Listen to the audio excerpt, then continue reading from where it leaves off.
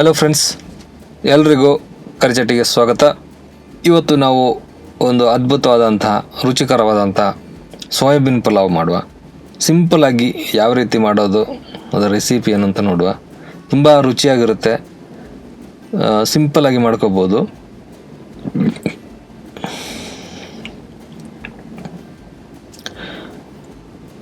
ನೋಡಿ, ಮೊದಲಿಗೆ ಒಂದು ಸ್ವಲ್ಪ ಸೋಯಾಬೀನನ್ನು ತಗೊಂಡು ಚೆನ್ನಾಗಿ ವಾಶ್ ಮಾಡ್ಕೋಬೇಕು. ಚೆನ್ನಾಗಿ ನೀರಲ್ಲಿ ಅದ್ಬಿಟ್ಟು ಸ್ವಲ್ಪ ಹೊತ್ತಿಟ್ಟು ಆಮೇಲೆ ವಾಶ್ ಮಾಡಿ ತೆಗಿಬೇಕು ನೀಟಾಗಿ. ಈಗ ಒಂದು ಪಾತ್ರೆಯಲ್ಲಿ ಸ್ವಲ್ಪ ಪುದೀನ ಮತ್ತು ಕೊತ್ತಂಬರಿ ಸೊಪ್ಪು, ಟೊಮೆಟೊ, ಕ್ಯಾಪ್ಸಿಕಮ್, ಕಾಯಿ ಮೆಣಸು ಇಷ್ಟು ತೆಗೆದಿಟ್ಟಿವಿ. ಇದು ನಾವು ಗ್ರೈಂಡ್ ಮಾಡಲಿಕ್ಕಿದೆ. ಈಗ ನೋಡಿ, ಸೋಯಾಬೀನ್ ಚೆನ್ನಾಗಿ ನೀರಲ್ಲಿ ಎಲ್ಲ ವಾಶ್ ಮಾಡಿ ಚೆನ್ನಾಗಿ ಒಲೆ ಮೇಲೆ ಇಟ್ಟಾಗಿದೆ. ಈಗ ನೀರು ಹಾಕಿ ಇನ್ನು ಸ್ವಲ್ಪ ಉಪ್ಪನ್ನು ಆ್ಯಡ್ ಮಾಡಬೇಕು. ಇದಕ್ಕೆ ಇನ್ನು ಸ್ವಲ್ಪ ಟರ್ಮರಿಕ್ ಪೌಡರ್, ಅರಿಶಿನ ಪುಡಿಯನ್ನು ಕೂಡ ಆ್ಯಡ್ ಮಾಡಿ ಚೆನ್ನಾಗಿ ಬೇಯಿಸಬೇಕು ನಾವು, ಹಾಗೆ ಒಲೆ ಮೇಲೆ ಇಟ್ಟು. ಈಗ ಒಂದು ಜಾರ್ ತಗೊಂಡು ಇದಕ್ಕೆ ಸ್ವಲ್ಪ ಶುಂಠಿ ಹಾಗೆ ಬೆಳ್ಳುಳ್ಳಿ ಮತ್ತು ಇದಕ್ಕೆ ನಾವೇನು ಆಗಲೇ ತೋರಿಸಿದಲ್ಲ ಕಾಯಿ ಮೆಣಸು ಅದನ್ನು ಕೂಡ ಆ್ಯಡ್ ಮಾಡುವ. ಹಾಗೆ ಮತ್ತು ಇದಕ್ಕೆ ಕೊತ್ತಂಬರಿ ಸೊಪ್ಪನ್ನು ಆ್ಯಡ್ ಮಾಡಬೇಕು ಮತ್ತು ಪುದೀನವನ್ನು ಕೂಡ ಆ್ಯಡ್ ಮಾಡಬೇಕು. ಇನ್ನಿದನ್ನು ಚೆನ್ನಾಗಿ ಇದರ ಜೊತೆಗೆ ಒಂದು ಸ್ವಲ್ಪ ಸೋಂಪನ್ನು ಕೂಡ ಆ್ಯಡ್ ಮಾಡಿ ಚೆನ್ನಾಗಿ ಗ್ರೈಂಡ್ ಮಾಡಿ ಇಟ್ಕೊಳ್ಳೋಣ. ಈಗ ನೋಡಿ, ಇದು ಬೆಂದಿದೆ ಆಲ್ಮೋಸ್ಟು. ನೋಡಿ, ಗ್ರೈಂಡ್ ಮಾಡಿ ಇಟ್ಟಿದ್ದೀವಿ ಮಸಾಲ. ಇನ್ನು ಇದನ್ನು ನಾವು ಸೋಯಾಬೀನನ್ನು ಬೆಂದ ಮೇಲೆ ತೆಗೆದು ಒಂದು ಸ್ವಲ್ಪ ಸೋಸಿ ತೆಗಿಬೇಕು. ನೀರನ್ನೆಲ್ಲ ಸ್ವಲ್ಪ ಸೋಸಬೇಕು. ಅದಕ್ಕೆ ಈ ಥರ ಒಂದು ಜಾಲಿನಲ್ಲಿ ಹಾಕಿ ಪ್ರೆಸ್ ಮಾಡಿದರೆ ನೀರೆಲ್ಲ ಹೋಗಿ ಸಿಗುತ್ತೆ. ಸೊ ಈ ಥರ ನೀರನ್ನು ಸ್ವಲ್ಪ ತೆಗೆದು ಒಂದು ಪಾತ್ರೆಯಲ್ಲಿ ಸಪ್ರೇಟಾಗಿ ಇಡೋಣ. ನೋಡಿ, ಈ ಥರ. ಇನ್ನು ಒಂದು ಒಲೆಯಲ್ಲಿ ಒಂದು ಪಾತ್ರೆಯನ್ನಿಟ್ಟು ಬಿಸಿ ಆದಮೇಲೆ ಎಣ್ಣೆ, ಕುಕ್ಕಿಂಗ್ ಆಯಿಲನ್ನು ಆ್ಯಡ್ ಮಾಡಬೇಕು. ಅದಾದ ನಂತರ ಸಾಸಿವೆಯನ್ನು ಹಾಕೋಣ. ಇದಕ್ಕೆ ಸಾಸಿವೆ ಹಾಕಿದ ಮೇಲೆ ಮತ್ತೆ ಇದಕ್ಕೆ ಸ್ವಲ್ಪ ಸಣ್ಣಕ್ಕೆ ಹೆಚ್ಚಿರುವಂಥ ಈರುಳ್ಳಿಯನ್ನು ಆ್ಯಡ್ ಮಾಡುವ.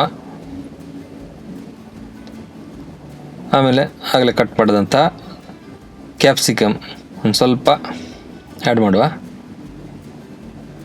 ಇದನ್ನು ಚೆನ್ನಾಗಿ ರೋಸ್ಟ್ ಮಾಡಬೇಕು.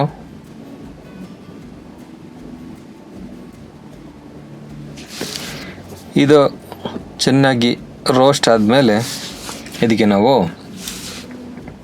ಸಣ್ಣಕ್ಕೆ ಹಚ್ಚಿರೋಂಥ ಟೊಮೆಟೊವನ್ನು ಕೂಡ ಆ್ಯಡ್ ಮಾಡೋಣ. ಒಂದು ಟೊಮೆಟೊ. ಇವಾಗ ಚೆನ್ನಾಗಿ ಇದನ್ನು ರೋಸ್ಟ್ ಮಾಡಬೇಕು.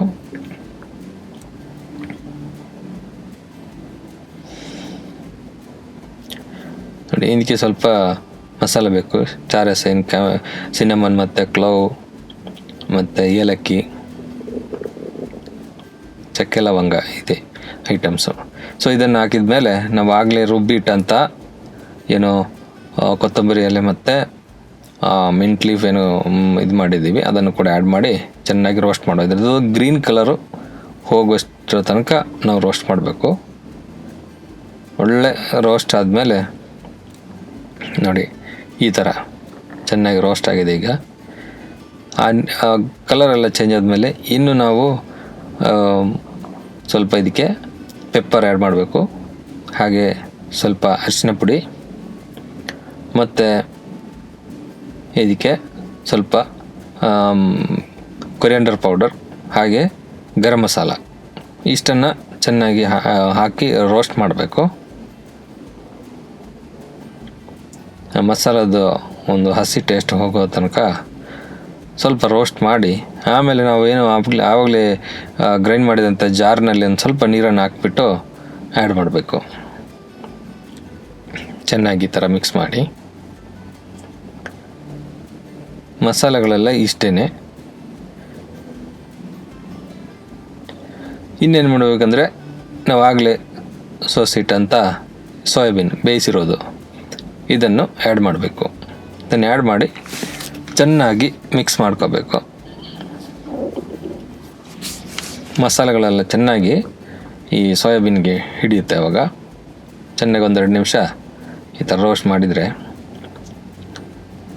ಚೆನ್ನಾಗಿ ಮಿಕ್ಸ್ ಆಗಿದೆ ನೋಡಿ.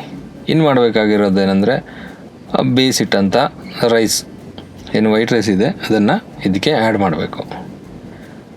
ವೈಟ್ ರೈಸ್ ಫ್ರೆಶ್ಶಾಗಿ ಮಾಡಿದ್ದು, ಅಥವಾ ಈಗ ರಾತ್ರಿ ಏನಾದರೂ ಫುಡ್ಡು ಉಳಿದಿದ್ರೆ, ರೈಸ್ ಉಳಿದಿದ್ರೆ ಅದನ್ನು ಕೂಡ ಬೆಳಗ್ಗೆ ಈ ಥರ ಮಾಡ್ಕೋಬೋದು. ತುಂಬ ರುಚಿಕರವಾಗುತ್ತೆ. ಮತ್ತು ಬೆಳಿಗ್ಗೆ ರೈಸನ್ನ ಏನೋ ಮಾಡೋದು ಅಂತ ಯೋಚನೆ ಮಾಡೋ ಬದಲು ಈ ಥರ ಡಿಶ್ ಮಾಡ್ಕೊಂಡು ತಿಂದರೆ ಬ್ರೇಕ್ಫಾಸ್ಟು ಆಗುತ್ತೆ. ತುಂಬ ಟೇಸ್ಟಿಯಾಗಿರುತ್ತೆ, ಎಲ್ರಿಗೂ ಇಷ್ಟ ಆಗ್ಬೋದು. ಇದು ಸಿಂಪಲ್ಲಾಗಿ ಮಾಡುವಂಥದ್ದು.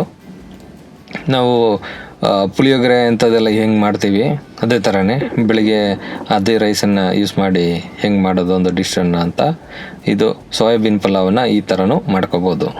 ತುಂಬ ಸಿಂಪಲ್ಲಾಗಿ ಈ ಒಂದು ರೀತಿಯಲ್ಲಿ ಮಾಡಿದರೆ ತುಂಬ ಚೆನ್ನಾಗಿರುತ್ತೆ, ನಿಮಗೂ ಇಷ್ಟ ಆಗ್ಬೋದು.